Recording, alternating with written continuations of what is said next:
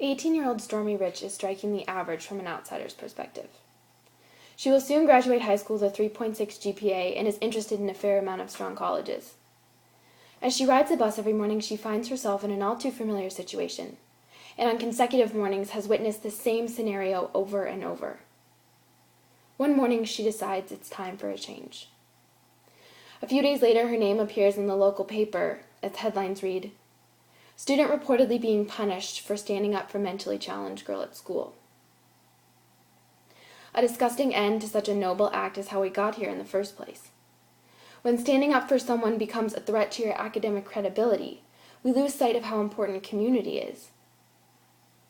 Officials removed Stormy from the bus after she threatened several other students to turn them into school administrators, and angrily added that if the school ignored the problem, she would take matters into her own hands.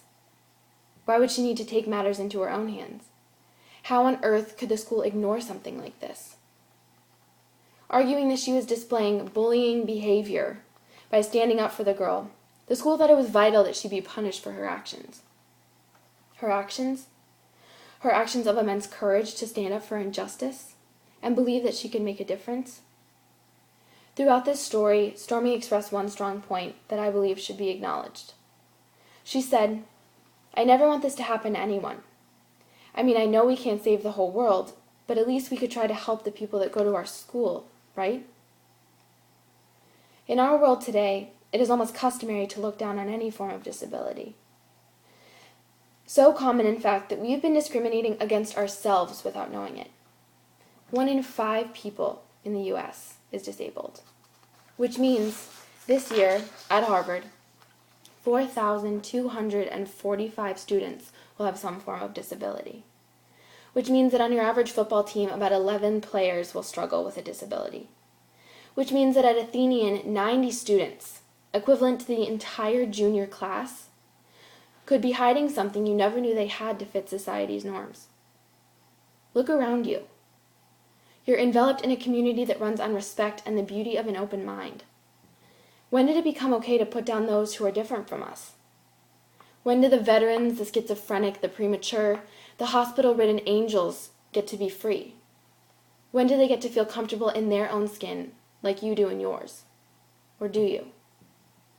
Statistically speaking, this broken soul is your best friend, your history teacher, your mother, the school janitor, or your lab partner for the day.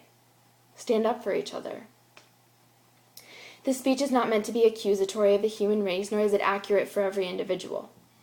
I ask simply that you start with yourselves and find the kindness in your heart to accept everyone for all they are worth, to value their strength and never undermine their intelligence, to respect their ideals and judge a person on their character, not on their condition, to realize that we all are, in some way or another, one and the same, and together we make up the next generation of leaders, scholars, blue-collar workers, and everything in between.